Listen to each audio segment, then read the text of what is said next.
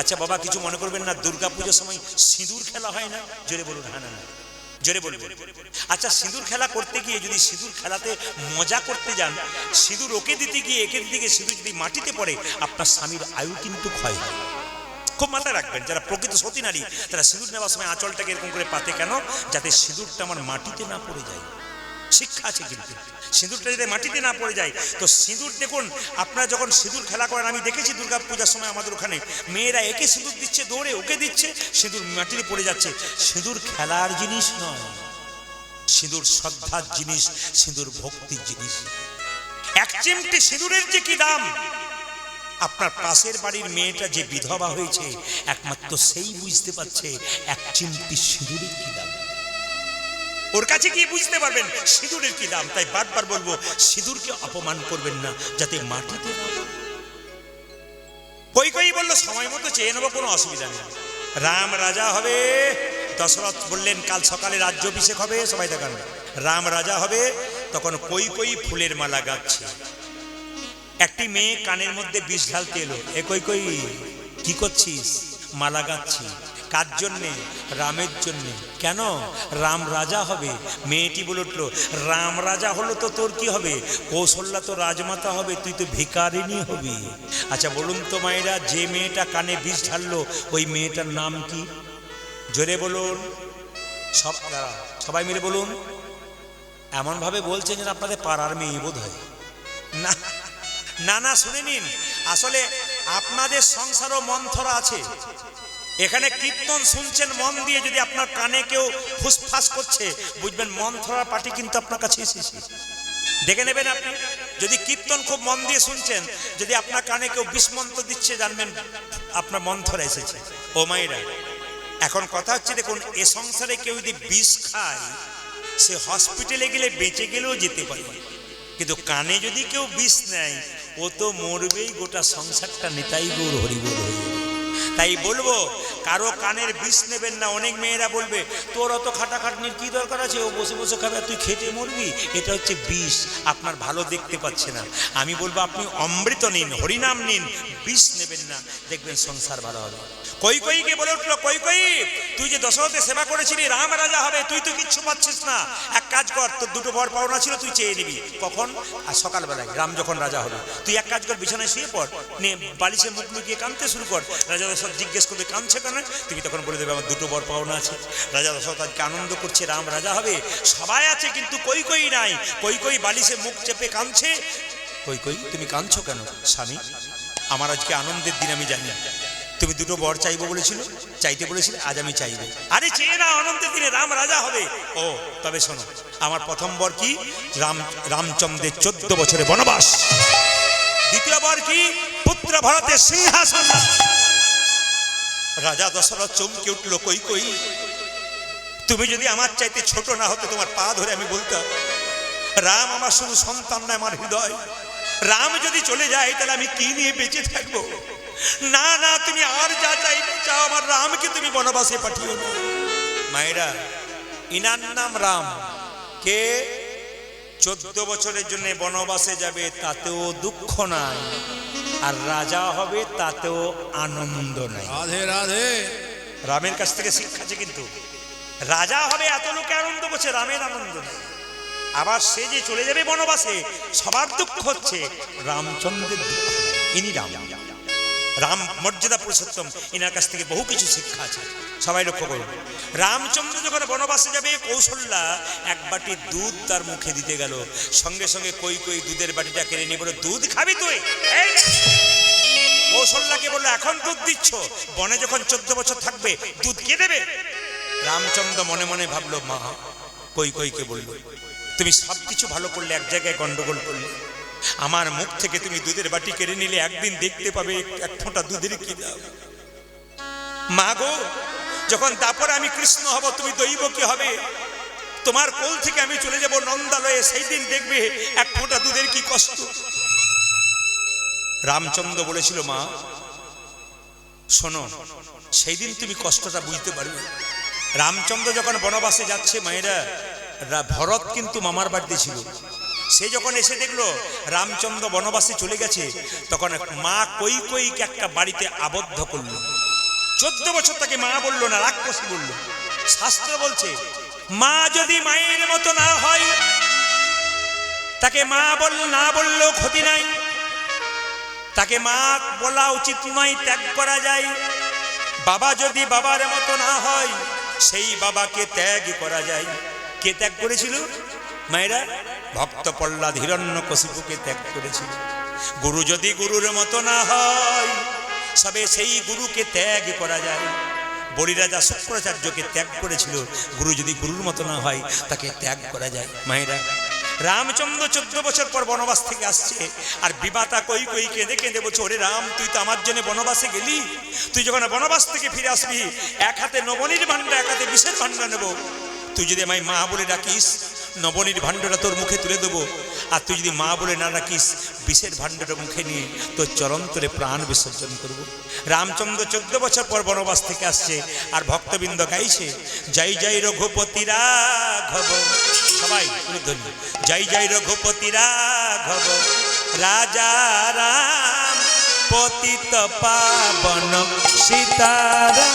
হরি বল। জয় জয় রঘুপতি রাঘব, রাজা রাম পতিত পাবন সীতারাম। জয় জয় রঘুপতি রাঘব, রাজা রাম পতিত পাবন সীতারাম। জয় জয় রঘুপতি রাঘব, রাজা রাম পতিত পাবন সীতারাম। ईश्वरी अल्लाह तेरे नाम सबको सुमति दे भगवान। ঈশ্বরী সবই কুসুমতি দে ভগবান। ईश्वरी अल्लाह तेरो नाम सबको सुमति दे भगवान। आदि ईश्वर अल्लाह तेरो नाम सभी को सुमति दे भगवान। এই যে রঘুপতি রাঘব, রাজা রাম পতিত পাবন সীতারাম। রঘুপতি রাঘব, রাজা রাম পতিত পাবন সীতারাম। বিমাতা কই এক হাতে নবনীর ভাণ্ড, এক হাতে বিষের ভাণ্ড নিয়ে কেঁদে কেঁদে বলছে, রাম তুই একবার মা বলে ডাক, একবার আমায় মা বলে ডাক, আমার নারী জনম ধন্য হবে। একবার মা মা বলে ডাক, নারী জনমে ধন্য। ওরে একবার আমায় মা বলে ডাক, নারী জনম ধন্য হবে। ও জয় একবার আমায় মা বলে ডাক, নারী জনমে ধন্য হবে। মামা বলে ডাক রে একবার।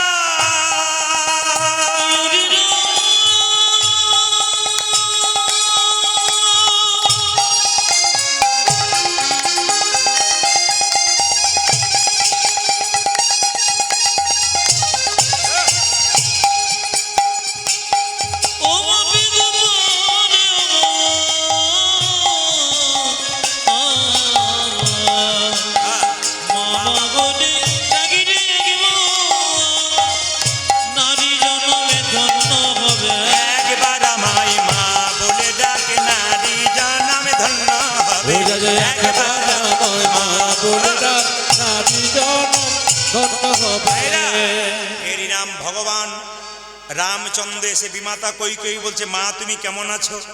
বিমাতা কৈকেয়ী এক হাতে বিষের ভাণ্ড, এক হাতে নবনীর ভাণ্ড, নবনীর ভাণ্ড রামকে দিয়ে বলল, রাম তুই কেমন আছিস?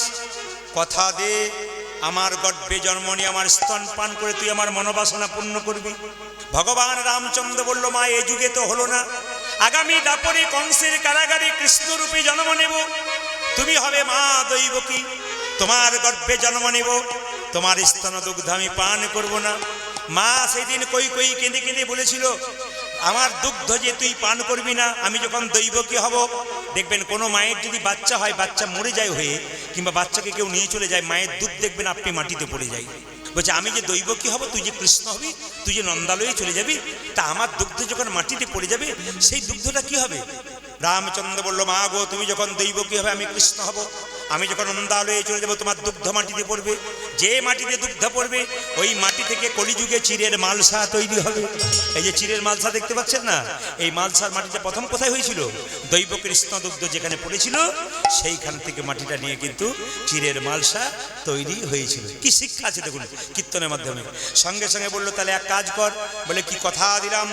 সেই দিন তুমি দৈবকী হবে, আমি কৃষ্ণ হব, তোমার গর্ভে জন্ম নেব, তোমার স্তনদুগ্ধ পান করবো না, তবে তোমার মনোবাসনা পূর্ণ করব কোন দিন জানো? যেদিন তুমি হবে কলিযুগে সচী মাতা, আমি হব গৌর হরি। যেদিন নদিয়ায় গৌরাঙ্গ হব, নদিয়ায় গৌরাঙ্গ হব, যেদিন নদিয়ায় গৌরাঙ্গ হব, আচরি ধর্ম শিখাইব, নদিয়ায় গৌরাঙ্গ হব, আচরি ধর্ম শিখাইব, হরি বল বয়াল বনাইব, আচরি ধর্ম শিখাইব, ওই আমি নদিয়ায় গৌরাঙ্গ হব, যেদিন নদিয়ায় গৌরাঙ্গ হব। যেদিন নদিয়ায়, এইদিকে তাকান, 14 বছর পর বনবাস থেকে রামচন্দ্র যখন ফিরে এলো, তার আগে একটা ঘটনা আছে মা। ভরত রামচন্দ্রের কাছে গিয়ে বলেছিল, দাদা তুমি 14 বছরে বনবাসে এলে, ফিরে চলো না। আমি যাব না। কেন? আমি যে পিতৃ সত্য পালন করবার জন্য এসেছি, আমি যাব না। 14 বছর তুই রাজা হ, তুই রাজকার্য পরিচালনা কর। বলছে, না দাদা, তুমি থাকতে আমি রাজা হব না। রাজা হবি না? না, আমার দাদা স্বয়ং ভগবান, সে থাকতে আমি কেন রাজা হব?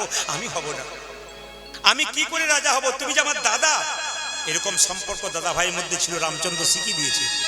এখন তো ভাই ভাইকে যত ঠকাতে পারে তত ভালো। রামচন্দ্রের কাছে শিখুন আর ভরতের কাছে শিখুন ভ্রাতৃত্ব প্রেম কি জিনিস। সঙ্গে সঙ্গে বললো, তাহলে এক কাজ কর। রামচন্দ্র বলল, ভরত তুই বাড়ি ফিরে যা, তুই সিংহাসনে বসবি না বলছিস, নিচে কুশাসনে বসে তুই রাজকার্য পরিচালনা কর, আর আমার খরম যুগল তুই নিয়ে যা, সিংহাসনে বসিয়ে রাখবি। ভাই ভরত রামচন্দ্রের খরম যুগল সিংহাসনে রেখে নিচে বসে কুশাসনে রাজকার্য পরিচালনা করলেন। রামচন্দ্র 14 বছর পর বনবাস থেকে ফিরে এসে বলছে, ওরে ভরত, তুই 14 বছর আমার জন্য এত করলি, এই যে ভাইয়ে ভাইয়ে ভালোবাসা তুই দিলি, আমাকে এত ভালোবাসলি, আগামী দাপরে আমি যখন কৃষ্ণ হব, সেদিন তুই আমার ভাই হবি না, তুই আমার বন্ধু রূপে জনম নিবি। বন্ধু রূপে জনম নিবি, বন্ধু রূপে জনম নিবি, তুই আমায় বন্ধু রূপে জন্ম নেবি, দাপরেতে সুদামা হবি, বন্ধু রূপে জনম নিবি।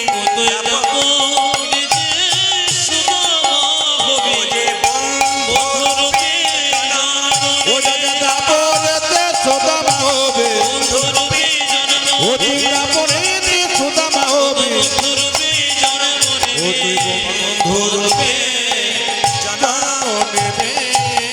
মায়েরা, তারপরে সুদামা হলো আর কৃষ্ণ হলো। কিছু মনে করবেন না মায়েরা, এই সুদামা কৃষ্ণ ছোটবেলা থেকে খেলা করে। একটু সবাই মিলে একটু উলুদ ধুয়ে দেবেন। কেন বলুন তো? আজকে দাপরে সুদামা ছোট্ট ছেলে আর কৃষ্ণ ছোট্ট ছেলে, ওরা 12 জন নয় মায়েরা, 26 জন সখা মিলে খেলা করছে। কিভাবে খেলা করছে দেখুন।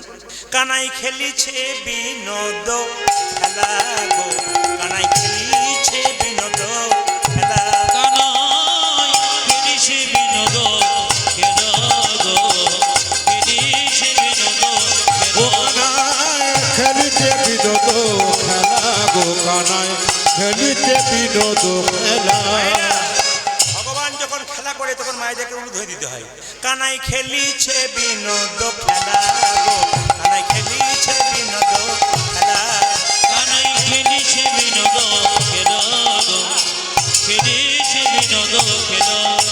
গায়ে রাঙা মাটি কোটি তটে আজ ধরে, গায়ে রাঙা মাটি কোটি ধটি তোটে, গায়ে রাঙা মাটি কোটি তটে ধরি, খেলে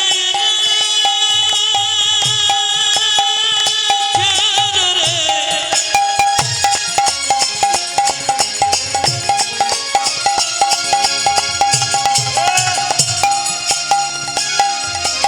ভাই কানাইয়া নারী খেলে, খেলে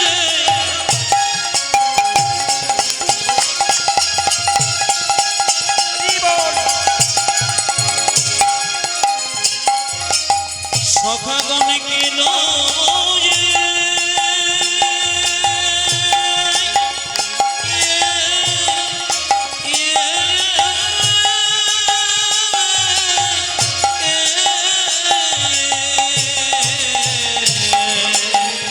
ও যাদের গায়ে রাঙামাটি কোটি ধটি তোটে রাঙ্গামাটি কোটি তটে ধরি কানাই গাজে রাঙামাটি কোটি তোটে ধরি কিবায় অপরূপ শোভা গো কিবায় অপরূপ শোভা কানাই গাজে রাঙামাটি কোটি তোটে ধরি কিবায় অপরূপ স্বভাব কিবায় অপরূপ স্বভাব ও কানায় খেলিতে বিনোদ খেলা ও কানায় খেলিতে বিনোদ খেলা কানাই খেলিছে বিনোদ খেলা খেলিছে বিনোদ খেলবো মোরা নতুন খেলা আমরা খেলিব মোরা নতুন মায়েরা, খেলা অনেকদিন হাডুডু খেলে নাকি অন্য কানামাছি খেলে আজকে বলছে নতুন খেলা খেলবো কৃষ্ণ বলছে খেলবো মোরা নতুন ও খেলা যাদের খেলবো মোরা নতুন খেলা খেলবো মোরা নতুন খেলা আজ খেলিব মোরা নতুন খেলা কি নতুন খেলা কাঁধে করাই আর কাঁধে চড়া খেলবো মোরা নতুন খেলা কাঁধি করায়া কাঁধি জল ওই যে খেলবো মোরা নতুন খেলা আজ কাঁধে করায় আর কাঁধে চোরা আজ কাঁধে করায় আর কাঁধে চোরা ও যাদের খেলবো মোরা নতুন খেলা